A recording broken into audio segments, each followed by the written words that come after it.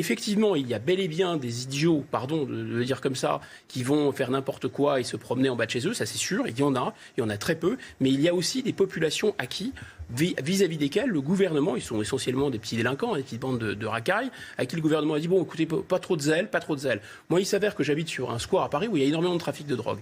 Donc je vois effectivement des paquets de gens qui trafiquent de la drogue, la police passe à côté. Donc je suis prêt à en témoigner, il n'y a aucun problème. Donc en fait, la police de M. Castaner, elle est en réalité raciste. C'est-à-dire que si les gens sont des Français, on va dire standards, alors là, les mesures sont appliquées, puis on va les sermonner en permanence, mais ils sont des petites frappes, alors on va les laisser tranquilles pour pas faire trop de vagues. C'est ça le problème. Or, ce qui m'inquiète beaucoup, parce que tous nos concitoyens, quelles que soient leurs origines, d'accord, sont également à protéger.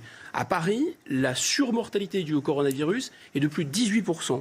Alors que Paris est une ville relativement âgée. Et on sait que le virus touche plutôt les gens âgés. En Seine-Saint-Denis, la surmortalité est de 47%. Donc est-ce que c'est dû au fait, c'est probablement le cas, il faut être très mesuré, au fait que beaucoup de gens en Seine-Saint-Denis travaillent aussi dans cette fameuse deuxième ligne, c'est-à-dire qu'ils sont eux-mêmes exposés au virus parce qu'ils vont être dans des métiers de logistique, etc. Ça, c'est possible. Mais il y a une autre explication que tout le monde connaît, mais il ne faut surtout pas le dire, bien sûr, c'est qu'il y a des jeunes à qui on ne peut pas faire respecter le confinement. Donc, que fait le gouvernement ? Eh bien, il va taper sur les promeneurs du dimanche en disant arrêtez. Ce qui est vrai, par ailleurs, il faut le faire. Mais il faut que la loi soit la même pour tous. Et il faut que la parole publique, on puisse en avoir confiance en elle et que eux, les autorités, aient confiance en nous.